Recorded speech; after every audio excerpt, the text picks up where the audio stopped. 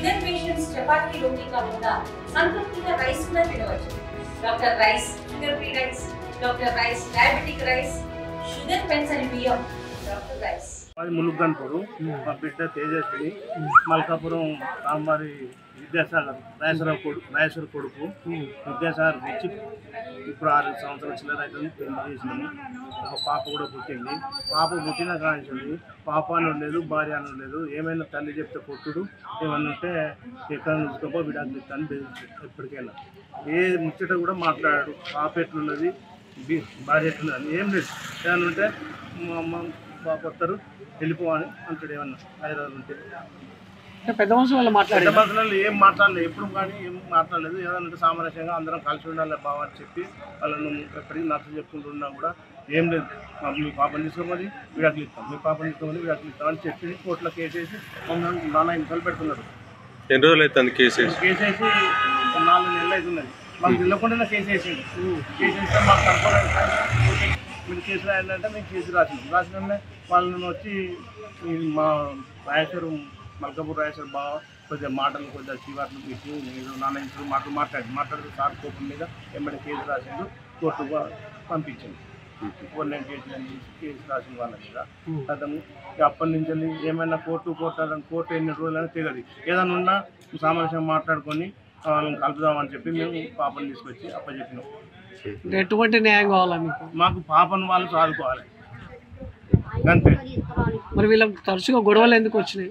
అత్తమ్మ వాళ్ళు ఏం చేస్తానో తెలియదు. అత్తమ్మ వాళ్ళతో గొడవ వస్తున్నాయి. అత్తమ్మ వాళ్ళు ఇక్కడ ఉంటారు కదా, వాళ్ళు ఇక్కడ ఉంటారు. ప్రతి నెలకు ఒకసారి పోయేస్తారు. వాళ్ళు పోయి వచ్చి ఆడ ఏం చేస్తారో లొల్లి తయారు చేస్తారో వస్తారు.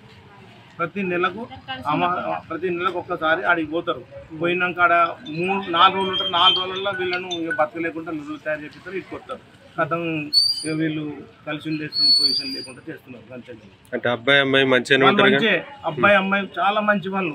కానీ అత్తమ్మ వాళ్ళ వల్ల అబ్బాయి కథం మారిపోయి ఈమెను కొట్టుడు. వాళ్ళు బీసీ వాళ్ళు శాలలు ఆ పాపను కులం కలిసి పెళ్లి చేశారు. సంతోషంగా అన్ని న్యాయంగా మంచిగానే ఉన్నారు. ఒక పాప ఉంటుంది. ఆయనకు రాయేశ్వరం కూడా ఈ సంబర్ రాయేశ్వరం కూడా ఇక్కడ బిడ్డలు ఉన్నారు. ఒక కొడుకు. వాళ్ళు కూడా సంవత్సరాలు ఆయన బిడ్డలు కూడా సంవత్సరాలు చేసుకొని ఆయన పిల్లలు మంచిగా ఉంటారు. ఇప్పుడు వచ్చే వరకు కొడుకో మరి తల్లిలో మరి తండ్రో తెలియదు. ఇప్పుడు అమ్మాయి మా కొద్దు, ఆ అమ్మాయి మంచిది కాదు, ఆ అమ్మాయి ఎట్లా చేసేది ఎవరికి తెలియదు. మా వరకు అయితే అందరికి ఆడపిల్లలు ఉన్నారు కాబట్టి ఆయన కూడా సంతోషంగా ఆయన బిడ్డలు ఉన్నారు కాబట్టి ఆ బిడ్డను కూడా ఆయన బిడ్డలకు చూసుకొని న్యాయం చేయాలని మేము కోరుకుంటున్నాం. మాది ఈ గ్రామమే మల్కాపురం. మేము ఎస్సీ వాళ్ళం. ఇంత దుర్మార్గం పనిచేస్తే ఎవరికైనా మంచిది కాదు. అందరికీ కొందరు పుట్టగాతులు ఉండాలి దేశం మీద. అందరికీ ఉండాలి. వీళ్ళ మధ్యలో ఎప్పుడైనా గొడవలు జరిగినాయి అత్తమామతో? ఏ రోజు లేదు. వాళ్ళు ఎప్పుడో భార్యభర్తలు ఉండేది. వాళ్ళు వీళ్ళు ఉండేది. వీళ్ళు ఎప్పుడు పోయేదో పంచాయతీ అనేది ఏం లేదు. వాళ్ళకు పంచాయతీ అయితే ఏం లేదు వాళ్ళకు. ఈయన పోయి ఏదో చుచ్చుబుట్టిచ్చినట్టున్నారు వీళ్ళు పోయి. అంతే తప్ప ఏమైనా చేసుకోరు సార్. ఒకటే సార్ మేము కోరుకునేది మా అందరికి, మా గ్రామ ప్రజలందరూ కూడా ముద్దునైతే ఆడపిల్లకి అన్యాయం చేయదు. ఎవరైనా కానీ చిన్న పాప ఉన్నది విడేది సార్. అది చిన్న పాప ఉన్నది, పిల్లలు ఉన్నారు, ఆడపిల్ల. ఆమెకు అన్యాయం చేస్తారు ఎవరన్నా కానీ, నేనన్నా కానీ ఇంకెవరన్నా కానీ. పుట్టుబాటు ఉన్నది మంచిది కాదు. ఆమెకు న్యాయం చేయాలి. నా పేరు సాంబారి హాసిని. నా పాప పేరు సాంబారి సహస్ర. నా పాపకు 5 సంవత్సరాలు, నాకు 30 సంవత్సరాలు. మా పెళ్ళై 6 సంవత్సరాలు అవుతుంది. నాకు 5 సంవత్సరాల పాప ఉన్నది. కానీ 6 సంవత్సరాల నుంచి నా అత్త మామలు నా భర్త టార్చర్ చేసుకుంటూ వస్తున్నారు పెళ్ళైన 4 రోజుల నుంచి. కానీ ఏ మాత్రం కూడా నేను ఎప్పుడు ఏమనలేదు.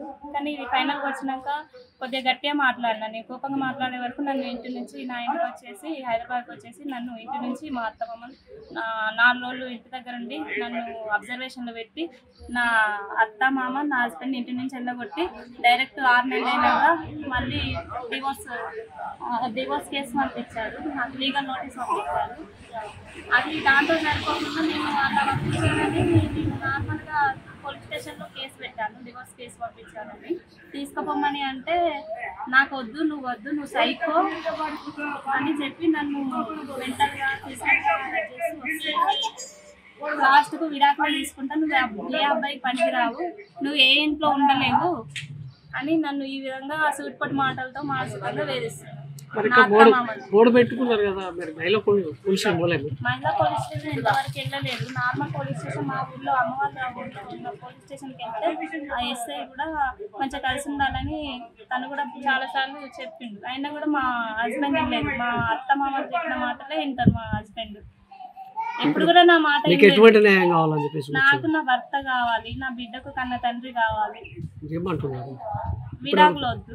ఏమంటుండే ఇప్పుడు ఏమంటారు? ఇప్పుడు విడాకులే కావాలంటున్నా కోర్టులోనే చూసుకుంటా అని అంటున్నాడు. కానీ కోర్టులో ఎన్ని సంవత్సరాలు పడుతుందో నాకు తెలియదు. అందుకనే నేను ఈ విధంగా న్యాయం చేయాలని కోరుతున్నాను. విడిపోవడానికి కారణం ఏంటి? విడిపోవడం కారణం మా అత్త మామలే గొడవలు చేసి మమ్మల్ని విడగొడుతున్నారు. ఎట్లాంటివి వాళ్ళ కొడుకుతో సంసారం చేయకుండా చేస్తున్నారు. మా కొడుకే ఉన్నారు, ఎవరొద్దు.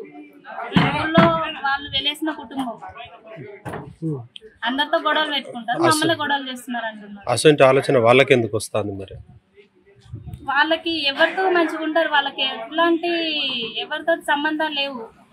ఈవెన్ దో మా మామ వాళ్ళ తల్లి చనిపోయిన లవ్ మ్యారేజ్ అరేంజ్ మ్యారేజ్ చూసి పెద్దలు పెద్దలు చూసిన పెద్దలు చూసి పెళ్లి చేసింది. కట్నం కూడా 20 పైన లక్షలు.